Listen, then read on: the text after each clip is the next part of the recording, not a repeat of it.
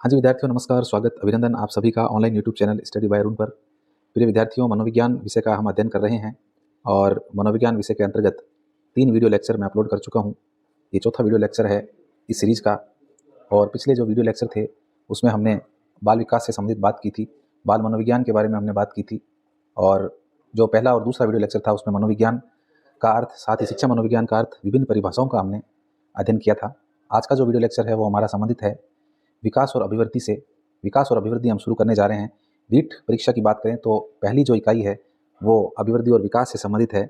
और जो भी शिक्षक भर्ती से संबंधित परीक्षाएं हैं, चाहे सेकंड ग्रेड है, चाहे फर्स्ट ग्रेड है, या थर्ड ग्रेड है, रीट है, या जितने भी स्टेट हैं, उन सब स्टेट की जो टेट परीक्षाएं होती है उन सभी में मनोविज्ञान विषय जो है वो अनिवार्य रूप से पाठ्यक्रम में शामिल किया गया है। और जो क्लासें मेरे द्वारा अपलोड की जा रही है उसमें लगभग आपके मनोविज्ञान के सभी टॉपिक जो है उन सब टॉपिकों को पढ़ाया जाएगा, उनका अध्ययन करवाया जाएगा। तो आज का जो हमारा टॉपिक है वो रहेगा विकास और अभिवृद्धि। विकास और अभिवृद्धि के अर्थ को हम जानेंगे, साथ ही इनकी परिभाषाओं का अध्ययन हम करेंगे और विकास और अभिवृद्धि मुख्य रूप से अंतर क्या है उसके बारे में अपन बात करेंगे। तो आइए क्लास स्टार्ट करते हैं। अभी तक आपने चैनल को सब्सक्राइब नहीं किया है तो चैनल को सब्सक्राइब कर लें, साथ ही बेल आइकन दबा दें ताकि जब भी नई वीडियो अपलोड हो तो उसका नोटिफिकेशन आपको मिल सके और वीडियो आप देख सकें। वीडियो अच्छे लगते हैं तो लाइक कर दिया करो और साथ ही वीडियो को शेयर करना भी न भूलें। तो आइए आज की क्लास शुरू करते हैं और जानते हैं कि अभिवृद्धि और विकास क्या है, इनका अर्थ क्या है। एक एक करके बात करेंगे विद्यार्थियों। देखिए, सबसे पहले बालक के विकास की अगर हम बात करते हैं तो बालक का विकास जो है वो जब वो माता के गर्भ में आता है, माता जब गर्भ धारण करती है उसी समय से उस बालक का विकास जो है वो प्रारंभ हो जाता है। ऐसा नहीं है कि जन्म के बाद उसका विकास शुरू होता है। जन्म के पूर्व ही जब वो माता के गर्भ में आता है बालक, उसी समय, उसी अवस्था में बालक का विकास जो है वो शुरू हो जाता है। और धीरे धीरे उसकी ग्रोथ होने लगती है, जिस ग्रोथ को हम अभिवृद्धि बोलते हैं। अंग्रेजी में आप ग्रोथ कह दो और हिंदी में आप बोलेंगे उसको अभिवृद्धि या वृद्धि।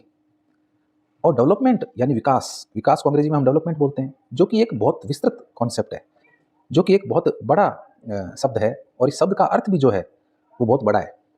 अभिवृद्धि एक संकुचित शब्द है, एक छोटा शब्द है। इसका अर्थ अगर हम देखें अभिवृद्धि का तो केवल और केवल शरीर में वृद्धि से संबंधित है। शरीर में किस तरह से बालक की वृद्धि हो रही है, उसके अंगों में किस तरह से वृद्धि हो रही है, उसका भार शरीर का किस तरह से बढ़ रहा है, लंबाई, वजन, इन सब चीज़ों को हम अभिवृद्धि में शामिल करते हैं। लेकिन जब हम विकास की बात करते हैं तो विकास, मैंने आपको बताया कि अपने आप में जो है एक ब्रॉड कॉन्सेप्ट है, एक ब्रॉड कॉन्सेप्ट है विकास। और इस कॉन्सेप्ट के अंतर्गत वृद्धि को भी शामिल किया जाता है, यानी कि वृद्धि के अंदर विकास शामिल है। विकास वृद्धि का ही अभिवृद्धि जो है विकास का ही क्या है, एक पार्ट है। विकास में अभिवृद्धि शामिल है, ठीक है। तो अभिवृद्धि जो है वो कहीं ना कहीं एक संकुचित अवधारणा है। लेकिन विकास की जब हम बात करते हैं तो विकास अपने आप में एक वृहद कॉन्सेप्ट है, एक वृहद अवधारणा है। तो हम एक एक की बात करते हैं। देखो, जैसा कि मैंने आपको बताया कि बालक जब माता के गर्भ में आता है उसी समय से उसकी अभिवृद्धि और विकास की प्रक्रिया क्या होती है, शुरू हो जाती है। जब माता गर्भ धारण करती है और जब शुक्राणु अंडाणु में प्रवेश करता है और एक बीज बनता है जिसे हम बीजावस्था कहते हैं। एक शिशु की प्रारंभिक अवस्था है बीजावस्था, जिसके अंदर वो माता की गर्भनाल के अंदर चिपका हुआ रहता है और वहाँ से आहार प्राप्त करता है और आगे फिर वो भ्रूण में कन्वर्ट होता है। भ्रूण के बाद में फिर वो आगे शिशु बनता है। तो बालक की जो प्रक्रिया है, जो विकास की जो प्रक्रिया है, तो बालक जब माँ के गर्भ में आता है उसी समय से उसकी वृद्धि, ग्रोथ और उसका डेवलपमेंट जो है वो स्टार्ट हो जाता है। और वो डेवलपमेंट कब तक चलता है, जीवन पर्यंत। देखो यहाँ पे शब्द है जीवन पर्यंत, यानी लाइफ टाइम तक उसका विकास होता रहता है। विकास कभी भी रुकता नहीं है। वृद्धि रुक सकती है, वृद्धि मनुष्य की एक निश्चित समय तक होती है। शरीर की वृद्धि निश्चित समय तक होगी, उसके बाद में रुक जाएगी। जैसे कि बालिकाएं जो है, बालिकाओं की लंबाई जो है वो लगभग 15-16 वर्ष तक बढ़ती है, उसके बाद में उनकी ग्रोथ रुक जाती है, लंबाई नहीं बढ़ती। उसी तरह बालक हैं तो बालक भी 18-19 साल तक जो है उनके शरीर में ग्रोथ होता है, लंबाई उनकी बढ़ती है। लेकिन 18-19 के बाद में उनकी लंबाई बढ़नी बंद हो जाती है। तो ये क्या है, ये अभिवृद्धि है, यानी एक निश्चित समय तक अभिवृद्धि होती है, उसके बाद में जो है अभिवृद्धि की जो प्रक्रिया है वो रुक जाती है। लेकिन विकास जो है विद्यार्थियों, ये लगातार मृत्यु पर्यंत तक चलता रहता है। एक व्यक्ति जो मृत्यु की शैया पर लेटा हुआ है, मरने को है बिल्कुल, उस समय भी उसका विकास हो रहा है। कहीं ना कहीं मानसिक रूप से उसका विकास हो रहा है। उसको वो अपने परिवार वालों को बता रहा है कि उसकी अंतिम इच्छा है कि वो अपने छोटे बेटे से या बेटी से मिले, लेकिन परिवार वाले नहीं मिला पा रहे।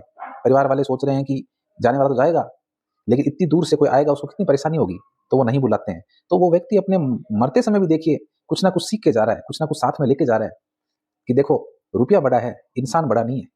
है ना। ऐसी चीज उस व्यक्ति ने रियलाइज की, मरते हुए भी रियलाइज कर ली उसने कि देखो मेरे परिवार वालों ने, मैंने पूरी जिंदगी भर इनको कमा के खिलाया, लेकिन अब मैं मृत्यु की सैया पे लेटा हुआ हूँ, तो मेरी आखिरी इच्छा भी ये पूरी करने की क्षमता नहीं है इनमें, ये मेरे छोटे बेटे या बेटी को नहीं बुला पा रहे हैं।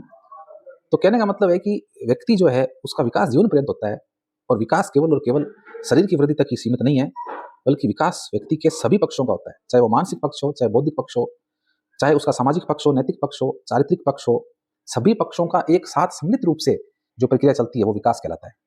ठीक है, तो अब आपको समझ में आ गया होगा कि अभिवृद्धि जो है एक छोटा कॉन्सेप्ट है, एक संकुचित विचारधारा है, जबकि विकास जो है वो अपने आप में एक वृहद कॉन्सेप्ट है, एक वृहद विचारधारा है। ठीक है, चलिए पीपीटी के माध्यम से देखते हैं। अभिवृद्धि और विकास दोनों एक जैसे लगते हैं, दोनों एक जैसे ही लगते हैं, विकास और अभिवृद्धि, लेकिन ये पूर्ण रूप से अलग नहीं है, बल्कि एक दूसरे के क्या है, पूरक है। ये अलग नहीं कह सकते अपन, ये नहीं कह सकते अभिवृद्धि बिल्कुल अलग है, विकास अलग है, नहीं। अभिवृद्धि तो विकास का एक पार्ट है, अभिवृद्धि विकास का एक हिस्सा है, इसीलिए इसको क्या कह दिया गया, पूरक कह दिया गया है। ठीक है, अभिवृद्धि से तात्पर्य बालक के शरीर भार आकार में वृद्धि होने से। मैंने बताया आपको, शरीर में वृद्धि होना, शरीर का बढ़ना, देह का बढ़ना, भार उसके वजन में बढ़ोतरी होना, आकार शरीर के आकार में वृद्धि होना, हड्डियों का बढ़ना, मांसपेशियों का बढ़ना, ये सब क्या कहलाएगा, ये सब अभिवृद्धि कहलाएगा। लेकिन विकास जो है, देखिए विकास की अपन बात कर रहे हैं, विकास में अभिवृद्धि शामिल है, यानी अभिवृद्धि जो है वो विकास का ही एक पार्ट है। विकास में बालक के शारीरिक परिवर्तन के साथ मानसिक परिवर्तन भी शामिल होते हैं। अभी मैंने आपको बताया कि अभिवृद्धि के अंतर्गत केवल और केवल शारीरिक परिवर्तन शामिल होते हैं, लेकिन यहाँ पर विकास की बात हो रही है, तो विकास के अंदर सभी प्रकार के, इसमें शारीरिक परिवर्तन भी होंगे, इसमें मानसिक परिवर्तन भी होंगे, बौद्धिक परिवर्तन, बालक की बौद्धिक क्षमताएं, उसकी विशिष्टताएं, उसकी सामाजिक स्थिति, उसकी नैतिक स्थिति, उसकी सामाजिक स्थिति, उसकी चारित्रिक स्थिति, सभी प्रकार की स्थितियों में जो एक डेवलपमेंट होगा, एक ग्रोथ होगा, वो क्या कहलाएगा, विकास कहलाएगा। ठीक है, समझ पा रहे हैं आप। अब देखिए आगे, उदाहरण स्वरूप यहाँ पर मैंने एक उदाहरण दिया है, उदाहरण की हम बात करें तो अभिवृद्धि में बालक के शारीरिक मांसपेशियों और हड्डियों के आकार भार में वृद्धि होती है। अभी भी मैंने आपको बताया कि अभिवृद्धि का तात्पर्य है कि बालक के शरीर की मांसपेशियों का बढ़ना, मांसपेशियों में ग्रोथ होना, मांसपेशियों का बढ़ना और हड्डियों के आकार में वृद्धि होना, हड्डियों के भार में वृद्धि होना। जैसा कि आपको पता होना चाहिए कि सहस्रावस्था के अंदर जब बालक जन्म लेता है तो उस समय उसकी हड्डियों की संख्या लगभग 270 के लगभग बताई गई है। जन्म के समय, जन्म के बाद सहस्रावस्था में बालक के शरीर की जो हड्डियां हैं 4-5 साल तक 270 के लगभग होती है। लेकिन जब वो बाल्यावस्था में आता है तो बाल्यावस्था में 6 से 12 वर्ष का काल है, वो बाल्यावस्था कहलाता है, और इस बाल्यावस्था के अंदर हड्डियों की संख्या 350 हो जाती है विद्यार्थियों। और जब वो प्रौढ़ावस्था यानी 18, 19, 20 साल तक वो वयस्क जब हो जाता है बालक, तो केवल और केवल हड्डियों की संख्या 206 रह जाती है। समझ रहे हो आप। तो ये बदलाव जो हो रहा है ये क्या है, ये विकास है एक तरह का। ये विकास है, और विकास में भी क्या है, वृद्धि है, यानी अभिवृद्धि का सूचक है ये। देखिए विकास में उन मांसपेशियों और हड्डियों में कड़ापन और मजबूती को प्रदर्शित करता है। मैंने बताया आपको कि हड्डियों का बढ़ना, हड्डियों के आकार की वृद्धि होना, मांसपेशियों का बढ़ना, ये सब क्या है, अभिवृद्धि है। लेकिन उन हड्डियों में कड़ापन आना, मजबूती आना, ताकत आना, ये सब क्या है, ये विकास को प्रदर्शित करता है। तो विद्यार्थियों आपको समझ में आ रहा होगा कि अभिवृद्धि कहीं ना कहीं संख्या से संबंधित है, गणना से संबंधित है, आकार से संबंधित है, भार से संबंधित है, लेकिन विकास जो है वो व्यक्ति के शारीरिक पक्षों का या मानसिक पक्षों का गुणात्मक आंकलन है। ठीक है, जैसे हड्डियां हैं, हड्डियों की संख्या की मैं बात कर रहा हूँ, हड्डियों की संख्या की बात हो रही है तो अभिवृद्धि है। भाई 270 थी शेषावस्था में, बाल्यावस्था में 350 हो गई, और युवावस्था तक आते आते 206 बची, तो ये सब क्या है, ये अभिवृद्धि है। लेकिन उन हड्डियों में मजबूती, कड़ापन आया, शेषावस्था में हड्डियां लचीली थी, बाल्यावस्था में थोड़ा कड़ापन आया उनमें, और जब वो किशोरावस्था पार कर गया बालक तो उसकी हड्डियां कड़ी हो गई, टाइट हो गई, मजबूत हो गई। यानी कि गुणात्मक रूप से जब हमें परिणाम सामने दिखे तो वो क्या है, वो विकास है। विकास के अंतर्गत गुणों का आकलन होता है विद्यार्थियों, तो वो विकास कहलाता है।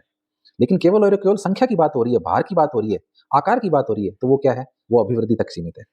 ठीक है, ये आप समझ रहे हो अच्छे से। अब एक एग्जाम्पल और देता हूं मैं अपनी तरफ से आपको। मान लीजिए आप मार्केट से बिस्कुट का पैकेट लेके आए, 5 रुपए का कोई भी बिस्कुट का पैकेट आप ले आए। अब आप उस बिस्कुट के पैकेट को जब खोलेंगे विद्यार्थियों, 5 रुपए वाले को या 10 रुपए वाले को, तो उसमें बिस्कुटों की संख्या निकलेगी। आप काउंट करेंगे कि इसमें बिस्कुट कितने हैं, 10 हो सकते हैं, 8 हो सकते हैं, 12 हो सकते हैं। अलग अलग ब्रांड के बिस्कुट होंगे। अगर आप पैकेट लेके आते हैं अलग अलग ब्रांड के, तो उनमें संख्या अलग अलग निकलेगी सबके अंदर। लेकिन जब अब आप उनको खाकर देखेंगे, जब आपको मालूम चलेगा कौन सा बिस्कुट अच्छा है, किस बिस्कुट का टेस्ट अच्छा है, यानी कि गुणात्मक रूप से आप जान पाएंगे कि किसमें अच्छे गुणों का प्रदर्शन करने की क्षमता है। कौन से बिस्कुट हैं जो टेस्टी हैं, स्वाद है, गुणों की बात हो रही है, तो कौन सा ज्यादा टेस्टी है। तो मापन के अंतर्गत या आपने अभिवृद्धि के अंतर्गत केवल और केवल क्या किया, बिस्कुटों की संख्या को जाना, लेकिन विकास के अंतर्गत आपने बिस्कुटों के गुणों को भी जाना कि कौन सा बिस्कुट टेस्टी है, किसके अंदर दूध की मात्रा ज्यादा है, किसके अंदर चीनी ज्यादा है, किसके अंदर चीनी कम है, कौन सा सॉफ्ट है, कौन सा टाइट है।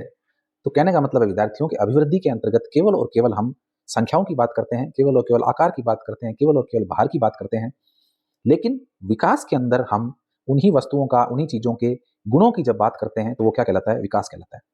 ठीक है, अब आपके सामने देखो एक परिभाषा आ रही है, श्रीमती विक्टोरिया हार्लोग की परिभाषा है। श्रीमती विक्टोरिया हार्लोग कहती है कि विकास अभिवृद्धि तक ही सीमित नहीं है। विकास जो है वो केवल और केवल अभिवृद्धि तक ही सीमित नहीं है, बल्कि इसमें तो प्रौढ़ावस्था के लक्ष्य की ओर परिवर्तनों का प्रगतिशील क्रम निहित होता है। विक्टोरिया हार्लोग कह रही है कि विकास केवल अभिवृद्धि तक ही सीमित नहीं है, यानी केवल केवल बालक के भार में, आकार में, शरीर में वृद्धि जो है वही विकास नहीं है, बल्कि ये तो प्रौढ़ावस्था के लक्ष्य है, यानी प्रौढ़ावस्था के जो लक्ष्य हैं, जो गुण हैं, जो मानव के अंदर जो गुण होने चाहिए, जिन गुणों का डेवलपमेंट या विकास होना चाहिए, उनका परिवर्तन और प्रगतिशील क्रम है। प्रगतिशील का मतलब है कि वो गुण जो है वो बालक के अंदर डेवलप हो जाने चाहिए, वो उन गुणों का बालक में समावेश हो जाना चाहिए, तब वो क्या कहलाएगा, तब वो विकास कहलाएगा। आगे देखिए, परिणाम स्वरूप व्यक्ति में नवीन विशेषताएं और नवीन योग्यताएं प्रकट होती है। विकास के द्वारा ही व्यक्ति के अंदर क्या होता है, नवीन विशेषताएं प्रकट होने लगती है, नवीन योग्यताएं प्रकट होने लगती है। एक बालक का जब मानसिक विकास होता है तो मानसिक रूप से मजबूत बनता है, उसमें समस्याओं को सुलझाने की ताकत आती है, उसकी चिंतन शक्ति बढ़ती है, और वो सामने आने वाली समस्याओं को सुलझा लेता है, उसका पढ़ने में रुचि जागृत होती है, उसकी रुचि बढ़ती है। तो ये सब क्या है, ये सब उसकी योग्यताएं हैं, ये सब उसकी विशेषताएं हैं, नवीन विशेषताएं, जो कब प्रकट होगी, जब विकास होगा उसका, जब उसका डेवलपमेंट होगा, जब उसके सभी पक्षों का, उसके सामूहिक पक्षों का, मानसिक पक्षों का, शारीरिक पक्षों का, नैतिक पक्ष का, चारित्रिक पक्ष का, सभी पक्षों का एक साथ जब विकास होगा, संपूर्ण रूप से जब उसका डेवलपमेंट होगा, तो उसके अंदर क्या प्रकट होगी, नई विशेषताएं और योग्यताएं प्रकट होगी। तो यही क्या कहलाता है, यही अपने विकास कहलाता है। अब देखिए कुछ परिभाषाएं हैं आपके सामने, जिसमें सबसे पहली परिभाषा आपके सामने फ्रैंक की। फ्रैंक क्या कहते हैं, देखो, फ्रैंक कहते हैं कि कोशिकीय गुणात्मक वृद्धि ही अभिवृद्धि है। कोशिकीय गुणात्मक वृद्धि यानी कि कोशिकाओं में जो वृद्धि हो रही है, कैसी वृद्धि, गुणात्मक वृद्धि। देखिए, एक तो अपन जोड़ घटा करते हैं, जोड़ के अंदर तो धीरे धीरे धीरे धीरे वृद्धि होती है, 2 में 2 जोड़े तो 4 हुए, 2 में 3 जोड़े तो 5 हुए, धीरे धीरे वृद्धि होगी। लेकिन जब हम दो संख्याओं के आपस में गुणा करते हैं तो वृद्धि बहुत तेजी से होती है। तो फ्रैंक क्या कह रहे हैं, फ्रैंक कह रहे हैं कोशिकीय गुणात्मक वृद्धि ही क्या है, अभिवृद्धि है। यानी कोशिकाओं की वृद्धि, शरीर की ग्रोथ, शरीर की वृद्धि होना, शरीर का बढ़ना, आकार बढ़ना शरीर का, क्या है, अभिवृद्धि है। ठीक है, ये फ्रैंक की इंपॉर्टेंट परिभाषा है, इसलिए मैंने यहाँ पे इसको शामिल किया है। अब अपन विकास और अभिवृद्धि में अंतर देख लेते हैं विद्यार्थियों, ये आपको और अच्छे समझ में आ जाएगा। एक एक अंतर अपन जानेंगे, 10 12 अंतर है, इससे आपको पूरा समझ में आ जाएगा। देखो, सबसे पहले आपके सामने अभिवृद्धि है, पहला कॉलम अभिवृद्धि का है, दूसरा कॉलम आपके सामने विकास का है। तो दोनों की बात करते हैं, एक एक की बात करते हैं अपन। देखो, सबसे पहले अभिवृद्धि की बात करते हैं। अभिवृद्धि की पहली विशेषता क्या है कि निश्चित समय तक चलती है। अभी हमने बात की पीछे कि अभिवृद्धि का एक टाइम निश्चित होता है। शैशव अवस्था 5-6 साल का समय है, उसके बाद में बाल्यावस्था 6 से 12 वर्ष तक का समय है, उसके बाद किशोरावस्था जिसके अंदर 12 से 18-19 साल का समय है। तो एक निश्चित टाइम पीरियड है, उसके अंदर बालक के शरीर की ग्रोथ होती है, बालक का शरीर बढ़ता है, उसकी लंबाई बढ़ती है, उसका भार बढ़ता है, और भी बहुत सारे उसमें शारीरिक रूप से परिवर्तन आते हैं। तो वो सब किस में काउंट होंगे, अभिवृद्धि में काउंट होंगे। इसका मतलब अभिवृद्धि का एक टाइम पीरियड निश्चित है, उसके बाद में अभिवृद्धि रुक जाती है। लेकिन विकास जो है विद्यार्थियों, वो कैसा होता है, जीवन पर्यंत चलता है, पूरे लाइफ टाइम, आगे तक, बुढ़ापे तक, मृत्यु पर्यंत तक विकास चलता रहता है व्यक्ति का। और विकास में केवल और केवल शारीरिक वृद्धि नहीं, बल्कि मानसिक वृद्धि, बौद्धिक वृद्धि, शारीरिक वृद्धि, नैतिक विकास, चारित्रिक विकास, आध्यात्मिक विकास, ये सारे इसमें शामिल होते हैं। तो विकास कैसा है, विकास जीवन पर्यंत चलता है। दूसरा देखिए आपके सामने है, अभिवृद्धि का संबंध केवल बालक के शारीरिक वृद्धि से है। अभिवृद्धि का संबंध किससे है, बच्चे की शारीरिक वृद्धि से है। शारीरिक रूप से बच्चे का बढ़ना, उसके अंगों में बदलाव आना, उसके भार में वृद्धि होना, ये सब क्या कहलाएगा, अभिवृद्धि कहलाएगा। जबकि विकास जो है उसके अंतर्गत बालक के सभी पक्षों का संबंध होता है। अभी अपन ने बात कर ली सारे पक्षों की। चलिए आगे देखिए, आगे है, आगे अभिवृद्धि की बात कर रहे हैं अपन विद्यार्थियों कि अभिवृद्धि जो है वो क्या है, एक संकुचित अवधारणा है। अभिवृद्धि क्या है, संकुचित अवधारणा है। मैं पहले ही बता चुका हूं आपको कि अभिवृद्धि एक विस्तृत कॉन्सेप्ट नहीं है, बल्कि एक संकुचित कॉन्सेप्ट है, संकुचित अवधारणा है ये, क्योंकि इसमें केवल और केवल हम एक निश्चित समय सीमा तक की बात करते हैं, उससे आगे हम नहीं जाते हैं। 18-19 वर्ष तक बालक की लंबाई बढ़ गई, बस खत्म, उसकी होगी अभिवृद्धि। अब आगे क्या अभिवृद्धि होगी उसके शरीर में, नहीं हो सकती। ज्यादा से ज्यादा 25 साल तक मान लो, उसके बाद क्या बदलाव होगा उसके शरीर के अंदर, क्या उसकी हड्डियों की संख्या कम हो जाएगी, नहीं हो सकती। क्या उसकी लंबाई घट जाएगी, क्या उसकी लंबाई बढ़ जाएगी, नहीं हो सकता। तो अभिवृद्धि का एक समय निश्चित है, टाइम पीरियड निश्चित है, इसलिए एक ऐसी अवधारणा है, ये एक संकुचित अवधारणा है। जबकि विकास क्या है, एक व्यापक अवधारणा है जो कि मृत्यु पर्यंत तक लगातार चलता रहता है। ठीक है, आगे देखिए, अभिवृद्धि का मापन संभव होता है। मापन मैंने आपको अभी भी बात किया जैसे मैंने बिस्कुट का एग्जाम्पल दिया था आपके सामने, आपने काउंट कर लिया, बिस्कुटों को गिन लिया, 12 बिस्कुट निकले हैं, तो ये भी अभिवृद्धि है। अभिवृद्धि के अंदर काउंटिंग कर सकते हो आप, बच्चे के शरीर को आप माप सकते हो, तोल सकते हो आप उसको, आप उसकी लंबाई को माप सकते हो कि ये बाल्यावस्था में इतना लंबा था, किशोरावस्था में इतना हो गया। आप उसको उसका वजन करवा सकते हो, वजन उसका तोल सकते हो कि शैशवावस्था में इसका वजन इतना था और अब बाल्यावस्था में इसका इतना हो गया। तो अभिवृद्धि का मापन संभव है, लेकिन विकास का मापन विद्यार्थियों नहीं किया जा सकता। भाई गुणों का मापन कैसे करोगे आप? किसी व्यक्ति के अंदर प्रेम, दया, सच्चाई, दूसरों के प्रति परोपकार का भाव है, तो आप उसको कैसे जानोगे, कैसे मापोगे उसको? किसी व्यक्ति के प्रति व्यवहार जो है, उस व्यवहार का मापन नहीं कर सकते आप। कोई व्यक्ति किस प्रकार का व्यवहार प्रदर्शित कर रहा है, उसका मापन आप कैसे करोगे? कौन किसके प्रति कैसी भावना रखता है, कैसी सोच रखता है, कैसे जानोगे आप? उसका मापन आप कर सकते हो? नहीं कर सकते। तो विकास जो है, उसे हम व्यवहार के आधार पर ही जान सकते हैं। व्यवहार करेंगे तभी मालूम चलेगा कि इस व्यक्ति का विकास कितना हुआ है। ठीक है? तो अभिवृद्धि का मापन संभव है, लेकिन विकास का मापन नहीं किया जा सकता, बल्कि व्यवहार के आधार पर विकास को जाना जा सकता है। आगे देखिए, अभिवृद्धि विकास का ही एक पार्ट है। बताया मैंने आपको, ये बात कर चुके हैं अपन। अभिवृद्धि तो केवल और केवल विकास का एक पार्ट है, जबकि विकास क्या है? विकास एक विस्तृत अवधारणा है, एक ब्रॉड कॉन्सेप्ट है। ठीक है? आगे देखिए, अभिवृद्धि का स्वरूप बाहरी है। बाहरी है, बिल्कुल बाहरी है। शारीरिक रूप से बालक का शरीर बढ़ रहा है, लंबाई, चौड़ाई, उसकी हड्डियों की संख्या, मांसपेशियों की संख्या, आकार, भार, इनमें वृद्धि हो रही है, तो ये स्वरूप बाहरी है। भौतिक रूप से आप देख पा रहे हैं, आप उस बच्चे में जो बदलाव आ रहे हैं, उनको आप देख पा रहे हैं, तो ये क्या कहलाएगा? ये अभिवृद्धि कहलाएगा। और अभिवृद्धि का स्वरूप कैसा है? बाहरी है। जबकि विकास का स्वरूप आंतरिक है। बिल्कुल सही, आंतरिक स्वरूप है। भाई किसी के मन को आप कैसे जान सकते हो? किसी में सच्चाई कितनी है आप तोल सकते हो क्या? नहीं तोल सकते। किसी में परोपकार का भाव कितना है आप उसको माप सकते हो क्या? नहीं माप सकते। तो विकास का स्वरूप आंतरिक है। उसके व्यक्ति के आंतरिक गुण जो है, वो क्या है? वो विकास है। और उसमें सारी चीजें शामिल है। ये नहीं केवल आंतरिक गुण ही शामिल है, उसमें शरीर की वृद्धि भी शामिल है। ठीक है? तो अभिवृद्धि क्या है? अभिवृद्धि बाहरी स्वरूप है, जबकि विकास का स्वरूप कैसा है? विकास का स्वरूप जो है वो आंतरिक है। आगे देखिए विद्यार्थियों, स्लाइड पर आपके सामने, अभिवृद्धि का लक्ष्य नहीं होता है विद्यार्थियों। अभिवृद्धि कोई लक्ष्य नहीं होता है। अभिवृद्धि एक निश्चित समय तक होती है, उसके बाद में अभिवृद्धि रुक जाती है, तो कोई लक्ष्य नहीं है इसका। लेकिन विकास का कोई ना कोई क्या होता है? लक्ष्य होता है। विकास का कोई ना कोई लक्ष्य होता है। विकास, जब बालक का नैतिक विकास किया जाता है, तो नैतिकता, बालक का नैतिक विकास इसलिए किया जाता है ताकि वो अपने भावी जीवन के अंदर समाज के साथ अच्छे संबंध बना सके। चारित्रिक विकास किया जा रहा है, इसका मतलब बालक के चरित्र को अच्छा बनाने के लिए किया जा रहा है चारित्रिक विकास। तो विकास का क्या होता है? कोई ना कोई लक्ष्य होता है, जबकि अभिवृद्धि का कोई लक्ष्य नहीं होता। एक निश्चित समय तक होती है, उसके बाद अपने आप ही रुक जाती है। ठीक है? अच्छा, आगे देखिए, अभिवृद्धि एक समय विशेष के बाद रुक जाती है, ये बात कर ली अपन ने। एक टाइम पीरियड होता है, उसके बाद में अभिवृद्धि रुक जाती है। लेकिन विकास क्या होता है? विकास जीवन पर्यंत चलता रहता है, लगातार चलता रहता है। अगला देखिए बिंदु, अभिवृद्धि से संबंधित, इसकी दिशा निश्चित नहीं होती है। अभिवृद्धि की कोई निश्चित दिशा नहीं है। वृद्धि हो रही है, शरीर के अंदर वृद्धि हो रही है, आकार में, बाहर में वृद्धि हो रही है, कोई निश्चित दिशा नहीं है। लेकिन विकास की क्या होती है? एक निश्चित दिशा होती है। विकास एक दिशा में चलता है। जिस तरह से पहले शैशवावस्था आती है, शैशवावस्था के बाद बाल्यावस्था आती है, फिर किशोरावस्था और फिर प्रौढ़ावस्था आती है। तो इस तरह से एक दिशा है विकास की। भाषा विकास की अगर अपन बात करें तो LSRW आपने सुना होगा। भाषा विकास में विद्यार्थियों आपने LSRW सुना होगा। LSRW क्या है? एक क्रम है भाषा विकास का, यानी कि एक दिशा है भाषा विकास की। पहले बच्चा क्या करेगा? L फॉर लिसनिंग यानी सुनेगा पहले, S फॉर स्पीक बोलेगा, R फॉर रीड पढ़ेगा, और W फॉर राइट लिखेगा। तो ये क्रम होता है भाषा विकास का, मनोवैज्ञानिक क्रम है ये भाषा विकास का। ये भी आपको ध्यान में होना चाहिए। भाषा विकास का एक क्रम है LSRW, listen, speak, read, right, यानी पहले सुनना, फिर बोलना, फिर पढ़ना और लास्ट में लिखना। तो ये भाषा विकास का क्रम है। तो इसी तरह से विकास जो होता है विद्यार्थियों, वो एक क्रम में होता है, उसकी एक निश्चित दिशा होती है, जबकि अभिवृद्धि कोई दिशा नहीं होती है। ठीक है? तो ये था विद्यार्थियों आज अभिवृद्धि और विकास से संबंधित अंतर हमने जाना। आज के लिए इतना ही, मिलते हैं एक और नई वीडियो के साथ। जुड़े रहिए स्टडी बाय अरुण के साथ, और चैनल अभी तक सब्सक्राइब नहीं किया है तो सब्सक्राइब कर लें। मिलते हैं एक और नई वीडियो के साथ, तब तक के लिए जय भारत, जय हिंद, वंदे मातरम, नमस्कार।